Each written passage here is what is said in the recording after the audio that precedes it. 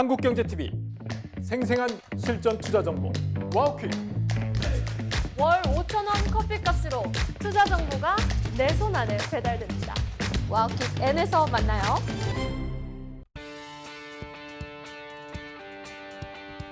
네, 복잡한 투자를 쉽고 명쾌하게. 안녕하세요. 투자의 재발견의 윤경빈입니다.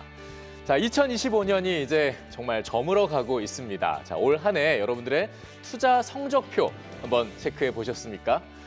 좀 성공적이다. 아니면 조금 좀 아쉬운 부분이 있다. 뭐 이렇게 좀 갈리시는 부분도 있으실 것 같은데요. 저희 투자의 재발견이 지금 12월 한 달간 여러분들의 ETF 2025년에 대한 총 정리를 해드리고 있는데요. 자, 올 한 해 또 어떤 섹터, 어떤 ETF들이 화제였고 내년에는 유망한 어떤 투자처들이 있는지 미리 발견하는 시간을 오늘 최종적으로 다시 한번 준비를 해봤습니다. 자, 그럼 오늘의 주제부터 홍혜민 캐스터와 함께 만나보시죠. 투자의 재발견, 오늘은 올해 마지막 방송인데요. 그래서 준비한 오늘의 주제, 2025년 ETF 결산 그리고 2026년 미리 보기입니다. 올해는 한국과 미국, 일본까지 글로벌 증시가 전반적으로 활기를 띠었죠. 덕분에 국내 ETF 시장에도 훈풍이 불었는데요. 지난 6월 순자산 총액 200조 원을 돌파한 뒤 반년 동안 자금이 90조 원 넘게 추가로 유입됐습니다. 이 속도라면 내년 초에는 ETF 300조 원 시대에 진입할 것으로 보이는데요. 이 투자자들의 수요도 빠르게 변화 중입니다. 이 대표적인 특징 중 하나는 액티브 ETF의 인기가 나날이 높아지고 있다는 건데요. 실제로 국내 액티브 ETF의 순자산 지난 1년 동안 50%가 넘게 늘었습니다. 이 추세대로라면 내년 초에는 100조 원 돌파도 가능할 거란 전망인데요. 지수를 기계적으로 추종하는 패시브 ETF 대비 액티브 ETF가 높은 수익률을 거두고 있는 사례가 늘고 있기 때문일까요? 최근 투자자들은 단순히 지수를 따라가는 데 그치지 않고 펀드 매니저의 판단이 개입되는 전략형 상품을 찾고 있습니다. 올해 ETF 시장의 또 다른 특징 뭐였을까요? 바로 과감한 베팅이었습니다. 연초 대비 가장 높은 수익률을 낸 국내 ETF 5개를 뽑아봤는데요. 보시다시피 탑5 모두 레버리지 상품들이 이름을 올렸습니다. 특히 수익률 1위부터 3위까지는 반도체 종목을 담은 레버리지 상품들이 자리했는데요. 호황기에 접어든 반도체 테마에 레버리지 전략이 결합되며 막대한 이익을 낸 겁니다. 그렇다면 2026년에는 어떤 ETF들이 높은 수익률을 가져다 줄까요? 전문가들은 AI라는 큰 흐름이 내년에도 시장을 지배할 거라 전망하고 있는데요. 덕분에 반도체와 전력 섹터가 계속해서 큰 수혜를 누릴 거란 설명입니다. 과거를 알면 미래가 보인다는 말이 있죠. 오늘 저희와 함께 올 한 해 ETF 시장의 흐름을 돌아보면서 내년을 준비해 보시면 어떨까요? 지금 바로 전문가 두 분과 이야기 나눠보겠습니다. 네, 들으신 대로 올해 ETF를 총 정리해보고 또 내년 진정한 투자의 재발견을 도와주실 두 분 모셨습니다. 자, 안진우 NH 아문디 자산운용 ETF 투자본부 전략팀장 그리고 이동후 삼성자산운용 ETF 투자솔루션 팀장 두 분 오셨습니다. 어서 오시죠. 안녕하십니까. 네. 자, 올해 또 마지막 방송을 이렇게 함께 해주셔서 너무 감사드리고요. 일단은 안진우 팀장님께 좀 첫 번째 질문을 두 분께 드리지만 팀장님께 먼저 좀 답변을 부탁드리겠습니다. 올해를 일단 간략하게 돌아보면요, 정말 안팎으로 굉장히 많은 변수들이 있었던 것 같습니다. 첫 번째로 두말할 것 없이 관세 문제가 있었고요. 그리고 또 금리 그리고 무역 갈등 이렇게 다양한 변수들이 있었는데 이런 상황 속에서도 ETF 시장만큼은 그래도 한 단계 좀 더 나아갈 수 있는 그런 해가 아니었나라는 평가들도 있습니다. 그래서 좀 25년의 한 해를 좀 돌아볼 수 있게 어떤 좀 특징들이 있었을까요? 한번 말씀 부탁드리죠. ETF 시장 규모가 어느덧 24일 기준으로 해서 약 297조로 300조를 목전에 두고 있습니다. ETF에 대한 개인 투자 자금도 굉장히 높았던 한 해였는데요. 시장을 돌이켜보면 저희 시장에서는 주도주의 순환매도 굉장히 빠르게 일어났고 테마별 수익률 격차도 상당히 심하게 발생을 했습니다. 이런 시장에 좀 대응이 편한 것들이 바로 ETF가 아닐까라고 생각을 하고 있는데요. 전력설비, 반도체, 금연물과 같은 ETF들이 투자자들한테 많은 사랑을 받았고요. 실제 개인 순매수 대금의 경우에 24년도에 20조였던 것이 25년도는 34조 정도로 크게 증가를 했습니다. 올해 ETF 시장의 특징을 저는 다양성의 확대라고 말씀드리고 싶습니다. 예. ETF 운용사의 경우에 투자자들의 니즈를 매우 빠르게 반영해서 상품을 내놓고 있는데요. 이런 결과로 개별 종목들을 찾기보다는 ETF에 투자하는 것이 트렌드로 자리 잡고 있지 않나라고 생각을 하고 있습니다. 네. 최근에는 같은 테마라도 운용사별로 종목 선정 방식에 따라서 차별화를 두고 있어서 투자자들의 선택의 폭이 더 넓어지고 있는 것 같습니다. 다양성의 확대로 이렇게 또 한마디로 정리를 해주셨는데, 자, 이동호 팀장님은 어떻게 보고 계십니까? 25년.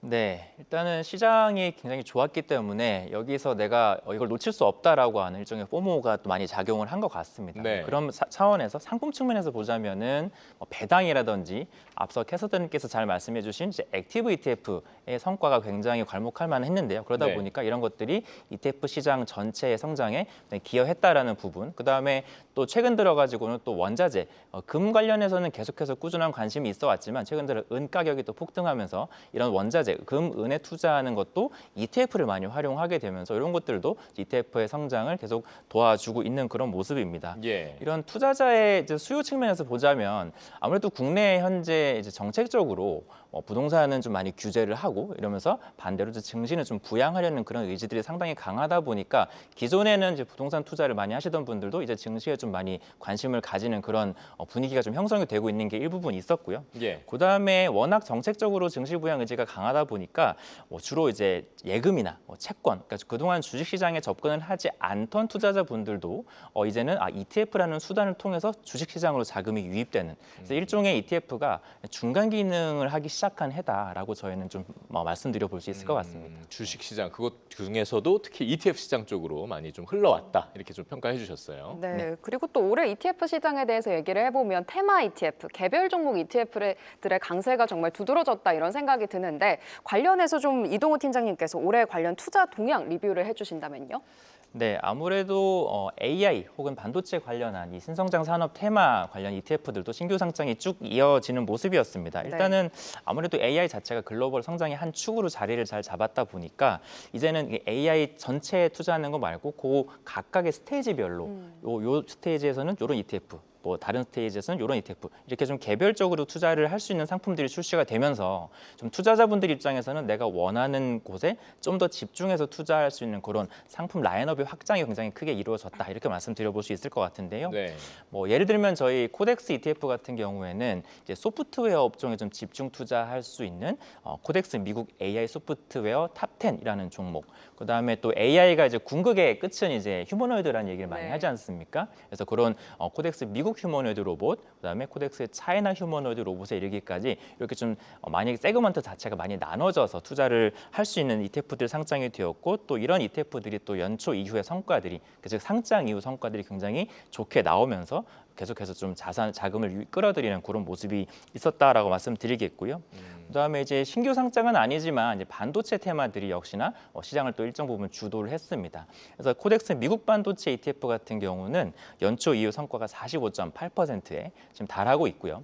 그다음에 최근에 또 국장의 반도체 업종들이 상당히 이제 모멘텀이 좋은 그런 상황인데 코덱스 AI 반도체라고 해서 삼성전자와 SK 하이닉스를 필두로 여러 소재 부품 장비에 투자하는 그런 ETF는 연초 이후의 성과가 무려 120%를 넘는 그런 수준을 보여주고 있습니다. 그 밖에는 이제 조선방산 원자력, 조방원이라고 하는 그런 개별 업종들도 계속해서 강세를 보이면서 저희 같은 경우 이제 코덱스 이제 K 원자력 SMR이라는 그런 ETF가 최근에 상장을 했는데요. 1개월 수익률이 또 11%에 달하는 모습을 보이면서 여전히 그 각각의 실적들이 좀 많이 지금 좋을 것으로 전망되는 업종들의 수익률이 같이 올라와 주고 있는 모습으로 말씀드릴 수 있겠습니다. 네. 굉장히 다양한 섹터들을 짚어주셨는데 안진우 팀장님께서는 좀 올해 어떻게 정리해 주실 수 있을까요? 네, 올해 대표 지수인 코스피 200 ETF가 한 87% 정도 상승을 했고요. 네. S&P 500 ETF는 한 17% 정도 상승률을 보였습니다. 네. 코스피 200 ETF의 수익률이 87%라는 것도 굉장히 놀라운 수준이지만은 테마형 ETF들 같은 경우에는 이 코스피보다 2배가 넘는 수익률을 본 ETF들도 상당히 많이 있었습니다. 이런 상황이다 보니까 투자자들께서 테마나 개별 종목 ETF들에 좀 많은 관심을 보여주신 것 같습니다. 테마형 ETF 주요 수익률을 보면은 지금 수익률이 나오고 있는데요. 소울 미국 양자 컴퓨팅 탑 10이 약 209%의 좋은 수익률을 보였습니다. 네. 그리고 하나로 원자력 아이셀렉트 같은 경우에도 182%라는 굉장히 좋은 수익률을 보였고요. K 방산에 투자하는 플러스 K 방산 양산도 한 181% 정도의 수익률을 보였습니다. 뭐 이런 것들 보면 벌써 그 코스피의 거의 2배가 넘는 수익률들 보이고 있고요. 그다음에 하나로 글로벌 금채굴 기업이라는 금에 투자한 금 채굴 기업들에 투자한 ETF의 수익률도 약 162% 정도가 나왔고요. 특히 뭐 올해 빼놓을 수 없는 화두죠.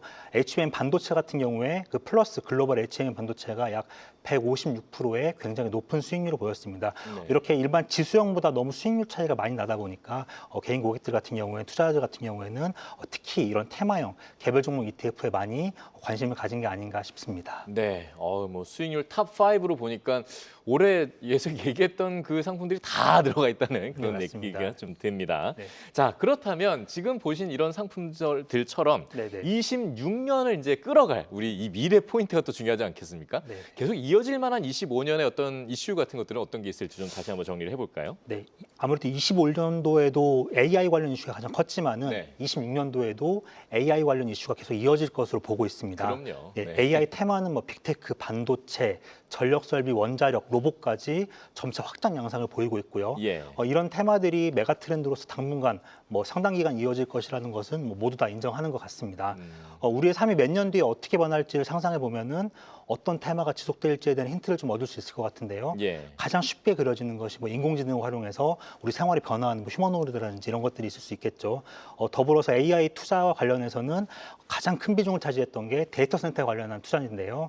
27년도, 28년도까지는 투자가 지속될 것으로 보고 있기 때문에 26년도에도 AI 관련 기업들의 수혜는 계속되지 않을까라고 생각을 하고 있습니다. 네, 26년까지 이어진 거는 결국 AI다라고 이제 좀 저희가 짚어봤는데요. 네네. 자, 뭐 저희가 무엇보다 눈에 확 띄는 게 뭐니 해도 이 성적표 아니겠습니까? 좀 전에도 탑5 잠깐 보셨지만 저희가 내년 또 올해 한 해 어떤 테마 상품들이 좀 가장 좋은 성적들을 거뒀는지 저희가 쭉 한번 정리를 해봤습니다.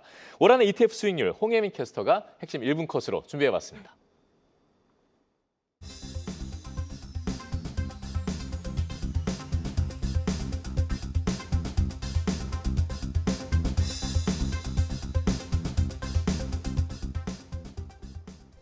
네, 오늘 핵심 1분 컷에서는 2025년 국내 ETF 수익률 탑 10을 정리해 보려고 하는데요. 레버리지 상품을 제외하고 어떤 ETF들이 가장 높은 수익률을 기록했는지 확인해 보시죠.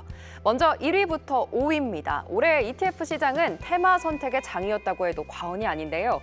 그중에서도 대망의 1위를 차지한 건 하나로 원자력 아이셀렉트 ETF였습니다. 한 차례 가격 조정을 겪었음에도 불구하고 연초 대비 178%가 넘는 수익률을 기록했는데요. 원자력에 대한 시장의 기대가 단기 이슈를 넘어 중장기 관점으로 확장되고 있음을 보여줬습니다. 174%의 수익률을 내며 간발의 차로 2위가 된 건 플러스 K 방산 ETF였는데요. 지정학적인 리스크와 수출 확대에 대한 기대감이 맞물리며 고수익을 냈습니다. 또 다른 방산 테마 ETF인 타이거 K 방산은 우주도 수익률 4위에 자리했네요. 금값이 고공행진하며 수혜를 본 상품도 있었습니다. 바로 하나로 글로벌 금채굴 기업 ETF인데요. 159% 넘게 오르며 수익률 3위를 기록했습니다. 반도체 섹터도 빠질 수 없겠죠. 플러스 글로벌 HBM 반도체가 수익률 5위였습니다. 6위부터 10위도 살펴볼까요? 올해 증시에서 두드러진 테마 단연 AI 인프라였죠. 전 세계적으로 이 데이터 센터를 증설하려는 움직임에 노후 전력망 교체 주기까지 겹치며 전력 수요가 급증했는데요. 이 9위를 제외한 나머지 4개 상품이 모두 AI 인프라 관련 ETF입니다. 그중에서도 6위를 기록한 플러스 태양광엔 ESS ETF는 빠르게 성장하고 있는 재생에너지와 ESS, 거기에 전력망 관련 기업까지 담고 있는데요. 1년 동안 151% 넘게 올랐습니다. 이 중공업도 올해 독보적인 상승률을 기록한 업종이었죠. 수익률 9위는 타이거 200 중공업 ETF가 차지했습니다. 조선업 호황의 마스가 프로젝트 기대감까지 겹치며 1년 동안 145% 넘게 상승했네요. 이렇게 해서 오늘은 레버리지 상품을 제외하고 올 한 해 가장 높은 수익률을 낸 국내 ETF 10개를 총 정리해봤는데요. 모아보니 특정 산업과 테마에 집중된 경향이 확연히 드러나는 것 같습니다. 과연 내년에도 이 테마들의 활약이 이어질 수 있을지 아니면 새로운 테마가 떠오를지 계속해서 이야기 나눠보겠습니다. 네, 탑10 한번 쭉 살펴보니까요. 투자의 재발견 25년을 가득 채웠던, 주름 잡았던 그런 종목들이 전부 다 들어있는 것 같습니다. 자, 그럼 이번에는 좀 섹터별로 한번 살펴보도록 하겠습니다. 뭐 섹터 중에 섹터라고 볼 수 있겠죠. 아까 안진우 팀장님께서 AI 부분 말씀해 주셨는데 역시 네. AI 관련주 올해 이제 신규 ETF 상장도 많이 된 것 같더라고요. 네네. 실제로 좀 25년 이 AI ETF의 성과는 따로 어땠는지 좀 살펴볼까요? 네, 그 올해 신규 상장된 ETF가 총 173종목이었는데요. 네. 이 중에서 ETF 명칭에 직접적으로 AI가 들어간 종목은 약 17종목입니다. 네. 이 밖에 AI 테마를 일부를 볼 수 있는 전력 설비, 휴머노이드까지 합치면 총 34종목의 AI 테마 관련 ETF가 상장되었다고 볼 수 있을 것 같은데요. 그만큼 AI 투자자들, AI 테마에 대해서 관심이 높았다는 반증일 것 같습니다. 네. 25년은 전반적으로 AI에서 가장 중요하게 떠오르고 있는 메모리 반도체 관련 테마가 가장 좋은 성과를 보였고요. 예. 이 반도체 관련 ETF 수익률을 잠깐 보시면은 글로벌 HBM 반도체가 한 156% 정도의 수익률을 보였고요. SK 하이닉스 밸류체인 ETF 같은 경우가 약 130% 정도의 수익률, 반도체 하나원 반도체 밸류체인 액티브가 130%, 하나로 FNK 반도체가 한 122% 정도의 수익률을 보이겠습니다. 네. 코덱스 AI 반도체도 한 120% 정도의 수익률을 보였는데요. 이렇듯 반도체 쪽, 특히 HBM이 각광받으면서 반도체 관련 밸류체인들이 ETF들이 상당히 좋은 수익률을 보였습니다. 네. 이 밖에 AI 산업 전반에 투자한 ETF는 투자하는 지역과 방식에 따라서 수익률의 편차가 좀 많이 발생을 했습니다. 가장 수익률이 좋았던 거는 코엑트 AI 인프라 액티브가 한 93% 정도의 수익률을 보였고요. 포커스 AI 코리아 액티브가 72% 정도, 하나로 글로벌 피지컬 AI 액티브가 70.8% 정도의 수익률을 보였습니다. 네. 그밖에 뭐 AI에 투자한 ETF들의 수익률을 보시면은 이게 상위 ETF만 뽑아놓은 건데도 90%부터 35%까지 굉장히 편차가 있는 걸 볼 수 있지 않습니까? 예, 예. 특히 또 차이나 쪽 이런 것들은 플러스가 아니라 마이너스 손실도 기록을 하고 있었는데요. 이렇듯 간에 좀 AI 전반에 투자한 ETF의 수익률의 편차는 많이 벌어졌다라고 말씀드릴 수 있을 것 같습니다. 네, 뭐 반도체와 AI 산업 관련된 ETF 수익률들을 한번 쭉 살펴보셨습니다. 근데 이제 반도체 하면 뭐니 해도 이제 몇 개월간 계속 지속되는 이슈가 결국은 이 AI 버블론이라는 게 아닐까 싶은데요, 이동우 팀장님. 네. 내년 AI 산업 투자 어떻게 좀 계속 지속이 될까요? 지금 어떤 흐름을 보면 단지 훈련 단계에서 이제 벗어나서 이제 올라가서 추론 단계로 넘어가면서 뭐 투자 환경이라든가 밸류 체인 이런 것들에 대한 변화가 나올 수밖에 없다라는 전망이 계속 나오고 있지 않습니까? 맞습니다. 일단 버블 관련해서 이게 사실 계속해서 많이 논쟁이 되고 있는 이슈이기도 한데요. 예. 그러니까 뭐 거듭해서 말씀드리지만 이 AI에 대한 그 지출 전망은 29년도까지 계속해서 증가하고 있습니다. 그래서 연간 글로벌 AI 지출이 2029년이 되면 1.3조 달러까지 올라갈 것이다. 그러니까 지금 현재도 매년 1조에 육박하는 정도의 투자가 이루어지고 있는데 예. 2029년에는 1.3조까지 연간으로 이루어질 거다라고 나온 그 전망이 나와 있는 만큼 예. 향후 몇 년간 계속해서 지속될 이슈다라는 거고요. 그리고 이 중심은 전반적으로 데이터 센터라든지 이제 클라우드 인프라 이런 환경의 확장 측면에서 가장 많은 투자가 이루어지고 있기 때문에 일단 AI 자체가 이제 일시적 버블이 아니고 장기적인 성장 구조로 견고하게 자리 잡을 가능성을 상당히 저희는 높게 보고 있고요. 네. 그다음에 방금 앵커님께서 잘 말씀해 주셨다시피 반도체 안에서도 특히 AI가 이제 훈련, 즉 학습에서 최근 들어가지고는 추론 단계로 넘어가면서 이 메모리의 중요 축이 그동안에는 이제 HBM이라는 얘기를 많이 들으셨을 텐데 예. 거기서 이제 HBM뿐만 아니라 기존의 반도체들, 우리가 DDR 혹은 낸드로 알고 있는 레거시 반도체들로 같이 좀 확장이 될 수 있다. 그런 얘기를 하고 있습니다. 네. 이게 이제 훈련 단계에서는요. 이제 아무래도 많은 데이터를 굉장히 빠르게 학습하는 게 되게 중요하기 때문에 즉 속도가 필요합니다. 네. 그럴 때는 HBM이 상당히 중요하게 역할을 하고요. 근데 이제 추론 단계로 가게 되면은 이게 여러 사람들한테 동시에 많은 서비스를 제공해줘야 되다 보니까 그렇죠. 여기서부터 이제 확장성, 그다음에 어떤 비용, 효율성 이런 것들이 상당히 강조가 되게 됩니다.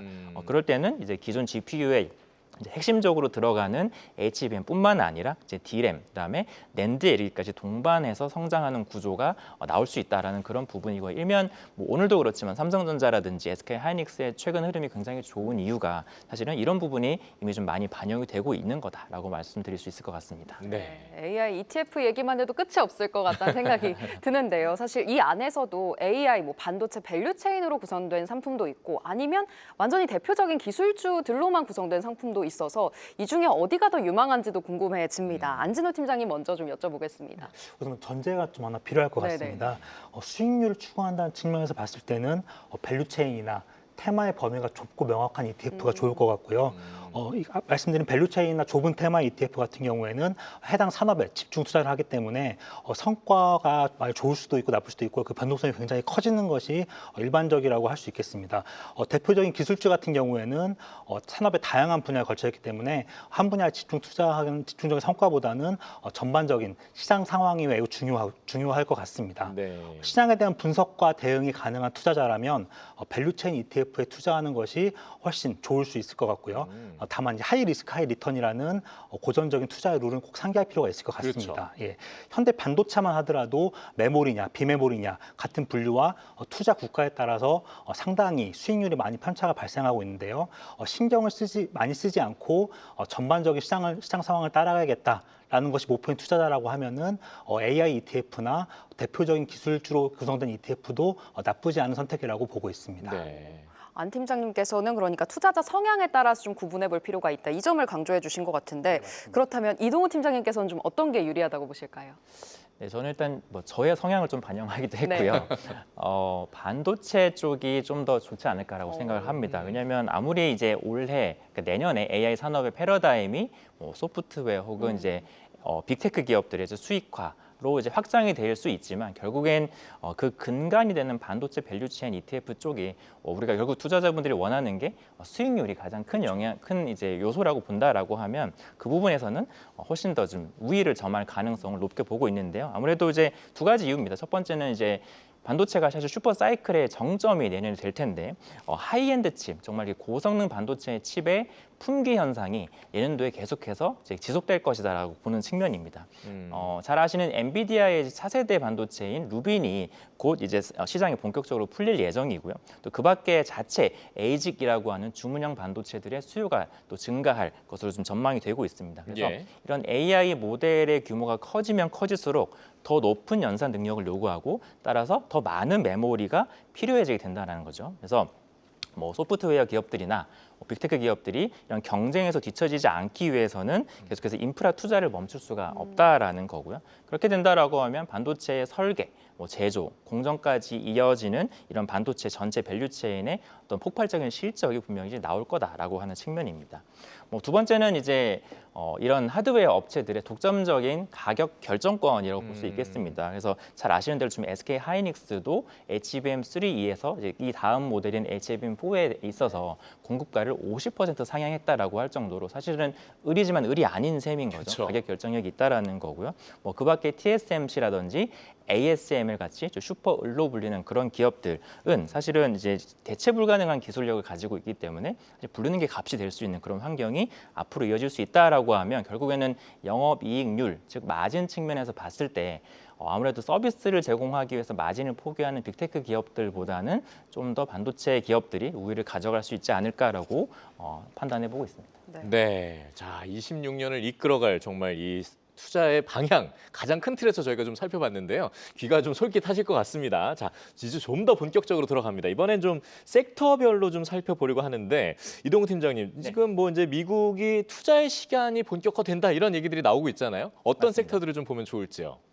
네, 사실 앞서서 계속 말씀드린 AI 쪽 혹은 반도체 이런 쪽은 이미 기존부터 투자하고 계실 가능성이 높습니다. 그래서 이건 이제 하고 있는데 좀 또 새로운 거 없나라고 하는 궁금증, 2026년에 새롭게 등장할 테마가 뭐가 있을지도 궁금해하실 것 같아서 제가 하나 가지고 온 거는 아무래도 지금 항공우주 산업, 그다음에 UAM이라고 하는 이게 어반 에어 모빌리티, 즉 도심교통 항공입니다. 네. 이쪽에 또 굉장히 수혜가 많이 예상이 되는 기업들, 이런 산업의 또 성장이 굉장히 크게 일어나고 있기 때문에 이쪽 부분의 성장성에 주목을 해보시면 좋을 것 같다라는 말씀을 드리겠는데요. 네. 또 우리가 뛰는 놈에 나는 놈이라는 표현이 있잖아요. 그래서 그렇죠. 도로를 달리는 차들을 대신해서 이제는 이제 날아다니는 이런 수단들이 우리의 교통수단을 대체할 날이 머지 않았습니다. 네. 이미 많이 들어보셨을 조비 에이비에이션이라고 하는 기업들 혹은 아처 이런 기업들이 당장 내년부터 해서 우버앱을 통해서 상용화를 준비하는 그런 단계에 들어가 있고요. 예. 이걸 이제 에어택시라고 하는데 그렇게 되면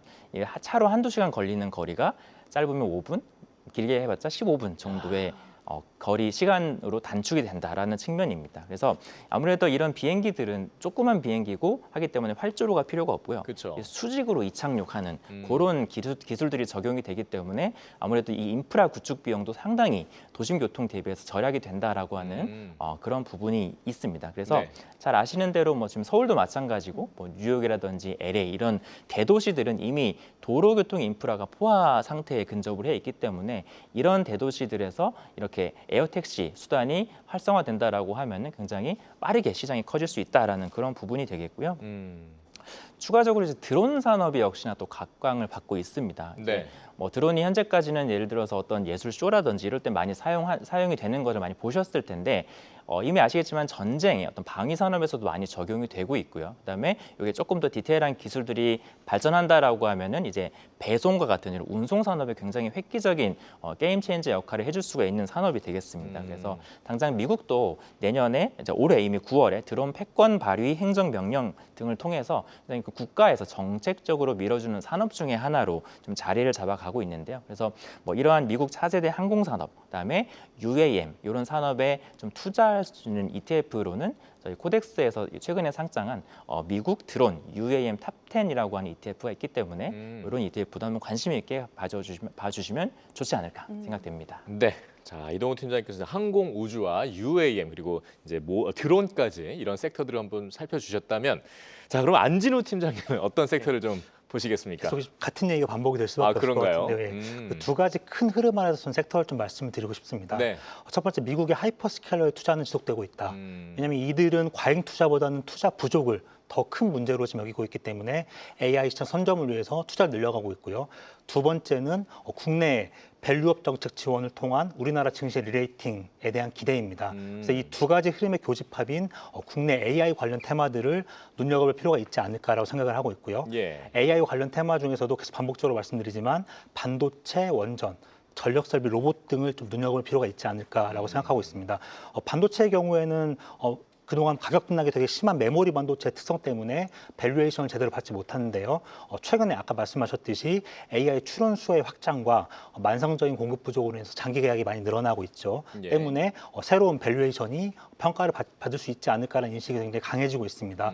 원전도 올해 5월에 트럼프 대통령의 행정명령이 나왔죠. 내년부터는 본격적인 수주가 이루어질 수 있을 것으로 보고 있습니다. 특히 우리나라 같은 경우에는 두산 에너빌리티와 같은 글로벌 경쟁력을 가진 기업들이 있기 때문에 원전에 대한 관심도 필요할 것으로 보고 있고요. 예. 그 얼마 전에 전력설비 같은 경우에는 일본 소프트뱅크 손정희 회장이 방한을 했었죠. 네네. 손정희 회장이 대통령과의 면담 자리에서 한국에는 에너지가 부족하다라는 말을 했었습니다. 그래서 이 에너지원이 친환경이든 석탄이든 원자력이든 간에 전력설비는 지속적으로 필요할 거기 때문에 전력설비에 대한 관심도 많이 필요할 것 같습니다. 네. 그리고 한국은 변압기나 전선 등을 생산하는 글로벌 기업들을 보유하고 있기 때문에 전력 설비 같은 경우에는 계속 관심 가질 필요가 있고요.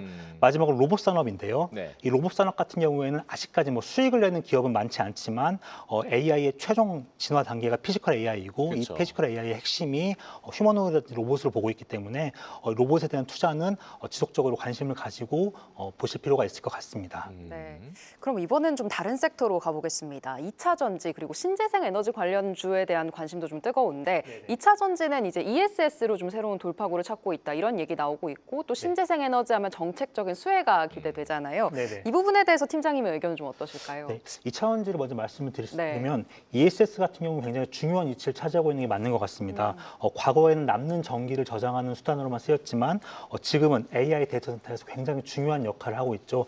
전력 공급의 중단이라는 것이 굉장히 치명적이기 때문에 네. 전력을 안정적으로 공급하는 보조 수단인 ESS는 굉장히 중요해지고 있습니다.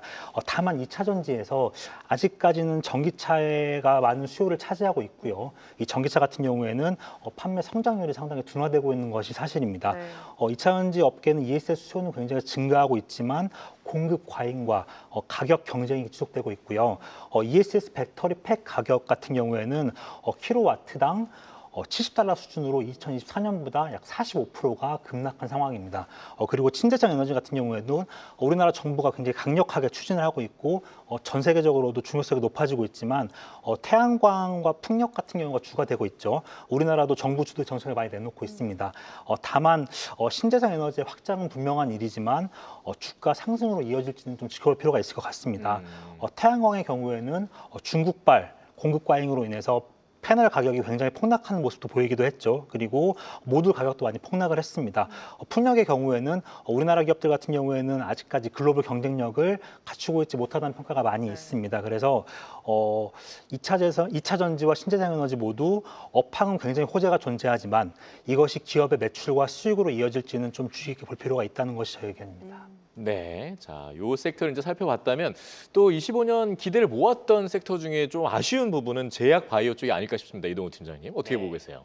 이게 사실 계속 희망 고문처럼 이제 제약 바이오가 기대감은 있으나 이제 잘 못 올라가는. 그러니까 올해도 물론 분명히 오른 종목들이 있습니다만 이제 업계 전반의 온기가 같다라고 보기엔 좀 아직 무리가 있는 것 같은데 그럼에도 불구하고 계속해서 제약 바이오는 내년에도 또 하나 주목해야 될 섹터가 아닌가라고 여전히 보고 있습니다. 예. 이유는 역시나 앞서서 계속 설명드렸던 AI와의 연결성입니다. 그래서 아무래도 이제 신약 개발에 있어가지고 이 AI 에이전트, 그다음에 시뮬레이션 기술 이런 것들이 신약 후보 물질 발굴 기간을 기존의 절반까지 줄여들 수 있기 때문에 그렇게 되면 이제 R&D에 있어가지고 비용 감축 혹은 효율화가 굉장히 빠르게 진행될 수 있다라는 점이 첫 번째가 될 수 있을 것 같고요. 그다음에 이제 가상 환자를 활용할 수가 있게 됩니다. 그러니까 디지털 트윈이라고 한 트윈 임상이라고 하는데 이런 이제 시범 단계를 넘어서 실제 승인 과정에 실제로 이 디지털 트윈 임상이 도입되는 원년이 바로 이제 내년 2026년이 될 전망이기 때문에 이렇게 된다면 사실 임상 실패 리스크를 사실 획기적으로 또 낮춰줄 수 있는 그런 상황이 되겠습니다. 예. 그다음에 이제 뭐 금리 인하가 또 이어지게 된다면 아무래도 조달 비용에 민감한 업종이기 때문에 또 한 번 이제 또 유동성에 의해서 업종이 올라가주는 그런 영향도 있을 것이다라고 전망하는 차원에서 역시나 제약 바이오도 아직 포기하기는 이르다라고 보실 수 있을 것 같습니다. 네, 26년 제약 바이오 포기하면 안 된다라는 저희가 생각을 들어봤고요. 좀 더 들어보고 싶은데 지금 금은도 좀 살펴봐야 되고 여러 가지 좀 아쉬운 부분들이 있습니다만 시간 관계상 두 분께 26년을 끌어갈 이 ETF의 마인드를 좀 어떻게 가져가면 좋을지 한 줄 정리를 좀 부탁드려 보도록 하겠습니다. 안진우 팀장님께 먼저 여쭤볼까요? 네, 저는 아직 버블은 시기상조다. AI 테마는 계속된다라고 말씀드릴 수 있을 것 같습니다. 네, 버블 아니다. 시기상조 AI 테마는 계속될 수 있다. 짧게 어떤 얘기를 해주시면요. 네, 그 AI 중심의 기술 혁신이 지속될 거로 보고 있고 우호적인 재정 정책과 통화 기조가 계속될 거기 때문에 이에 따라서 그 AI 테마 같은 위험 자산은 반드시 가져가실 필요가 있을 것 같습니다. 네, AI 테마 계속된다. 자, 이동우 팀장님은 어떤 말씀을 남겨주시겠습니까? 네, 저도 사실 비슷한 논조인데 다른 키워드를 만들어봤습니다. AI 걱정은 연예인 걱정. 방향만 맞다면 시간은 내 편이다. 네. 이제 버블에 대한 우려는 계속 될 거기 때문에 이런 변동성은 어쩔 수 없이 가져가야 되는데요. 근데 이제 AI를 이제 주도하는 기업들이 결국엔 굉장히 돈을 잘 버는 연예인과 같은 그런 기업들이기 때문에 걱정하지 말고 쭉 이제 조급해하지 말고 좀 천천히 시간을 가지고 투자하시면 좋은 수익률 결실을 이루실 수 있을 거라고 내년도 말씀드릴 수 있을 것 같습니다. 네, 두 분께서 역시 AI에 대한 긍정적인 전망을 내놔 주셨습니다. 자, 25년을 정리하고 26년을 내다보기에 시간이 너무 부족합니다만 저희가 계속해서 알찬 소식을 준비해 보겠습니다. 오늘 순서는 여기까지 해야 될 것 같고요. 자, 안진우 NH 아문디 자산운용 ETF 투자본부 전략팀장 그리고 이동우 삼성자산운용 ETF 투자솔루션 팀장 두 분 말씀 고맙습니다. 그리고 홍혜민 캐스터 수고하셨습니다. 감사합니다.